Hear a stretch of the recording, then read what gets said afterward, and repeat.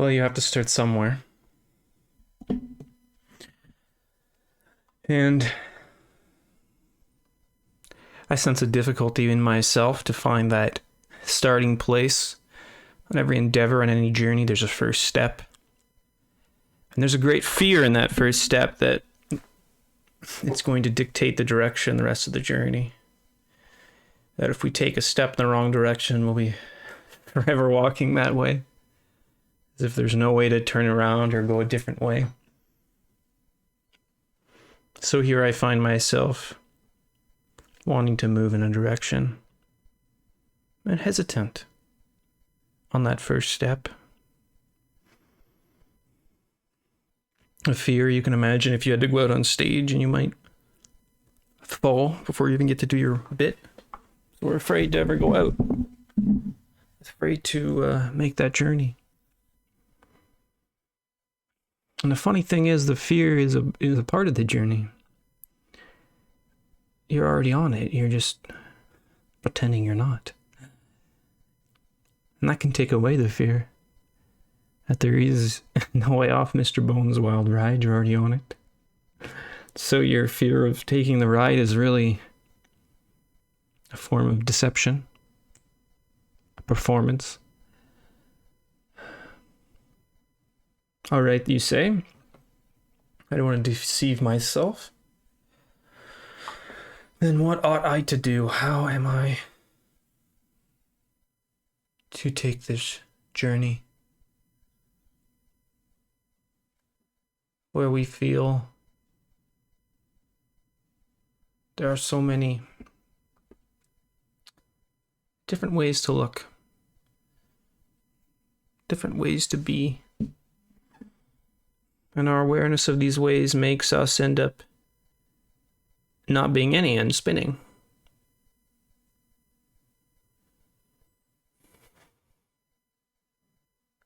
But even that word spinning itself puts oneself down. It puts you down.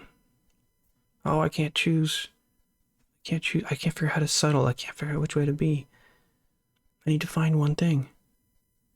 Do you, though? The bee needs to visit many flowers to make honey. Maybe you're a honey maker. Maybe your nectar comes from many places.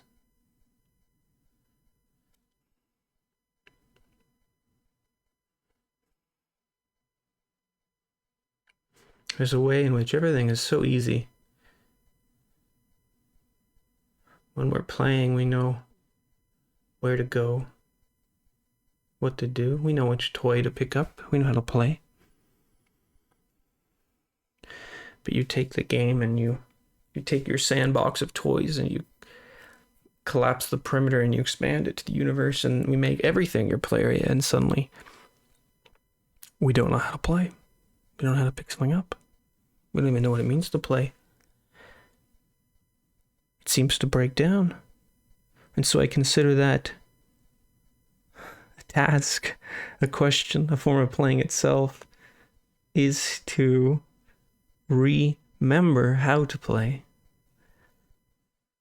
To teach myself, to teach others. And if that means dropping the word play, reframing, that's one way to do it.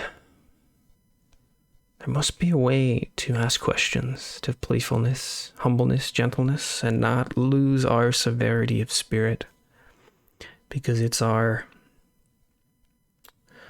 tension, our hunger that drives the whole game anyways. So we can't lose our sternness in our playing. Our playing must be made a very serious thing. When a bee makes honey, it's very serious. It's a serious game. It matters.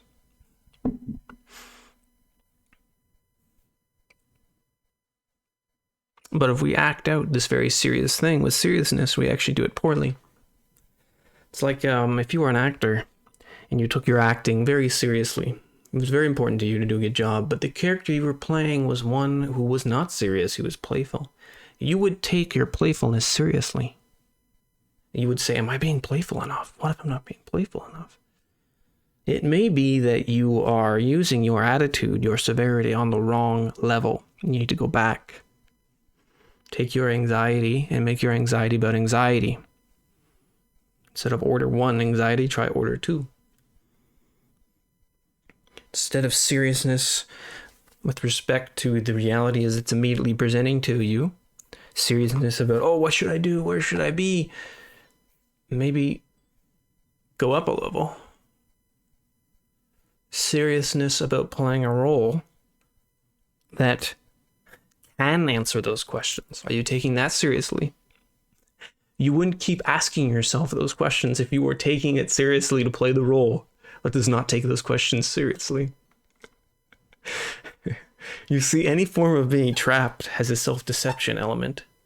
It's being trapped means not just your environment traps you, but you trap yourself in a trapping environment.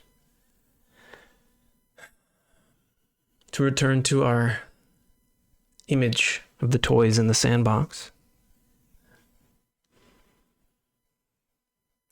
it may be one of those toys, every time you pick it up, it hurts.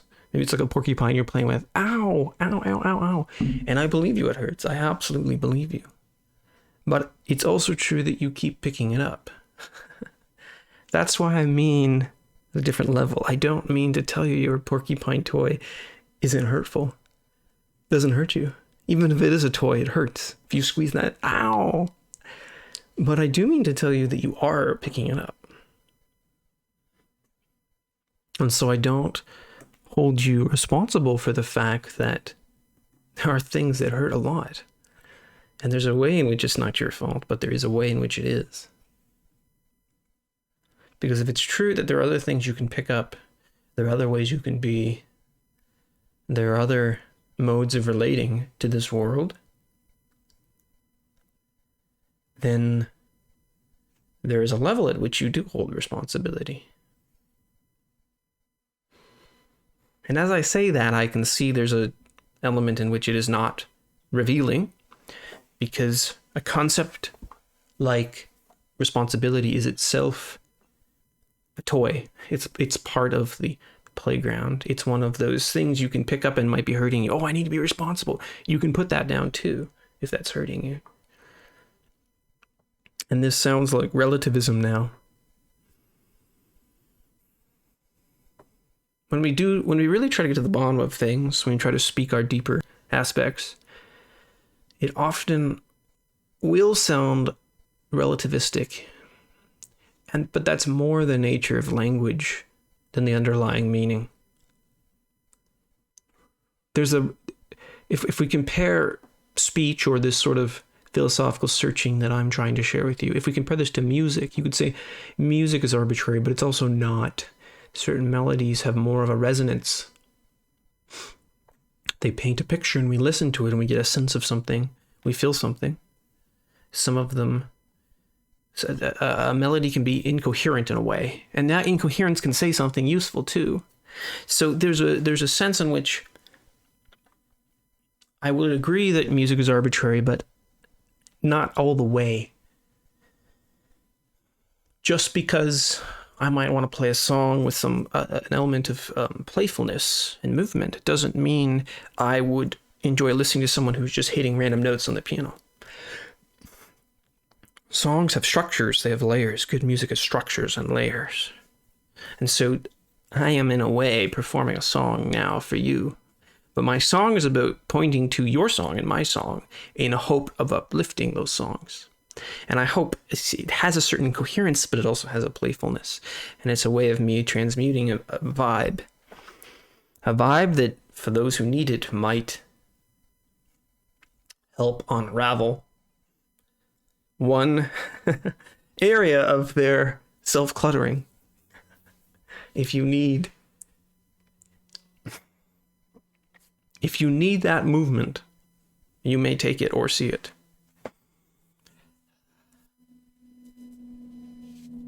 So I do not and making this video claim to be one looking down on the situation and transcending it. I claim to be in the situation with you, and I hope to point in a way that for you can help you clear things or create or hear coherence in your own system. If that would help the song that you're playing. Believe me, I know that I'm aware of what this sort of talking can sound like. That's why this is kind of experimental for me. But I'm also doing my own decluttering and trying to speak earnestly from something deep that isn't just the higher word making thing, which is always making words in my mind. I can set that away for a moment and speak from something else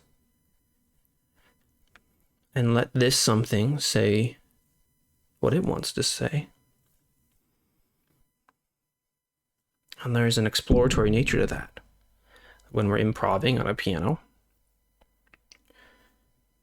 where we're letting, we're looking in a direction, we're letting ourselves jump to that position. There's like a freeness, a freeness, a playfulness in it. But like I said, the thing behind the playfulness is quite serious. It really wants to speak about this. This is what bubbles up. In the infinity of meanings and songs, a song comes up, and that's quite beautiful. And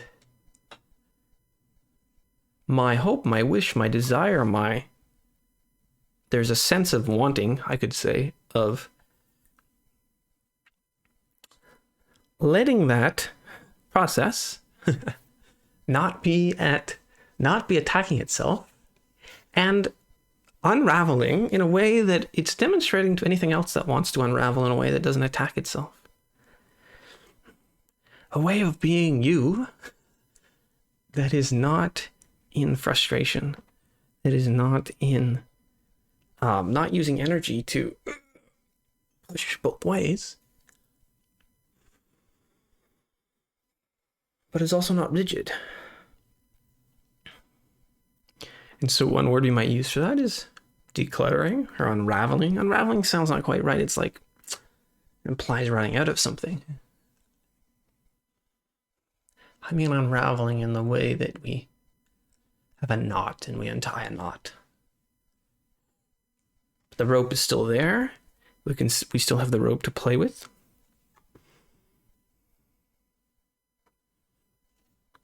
But we try to see if there is a way of being that doesn't trap us in our old tensions and all the old markings we've placed along the trail. And we can't help but look at them. And every time we look at them, we have to walk that way.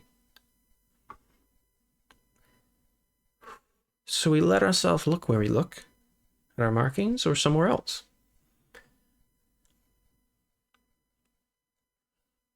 What is the goal, you ask me? The goal is that if this life thing must go along, must have a going along, let it have a going along in the most way possible.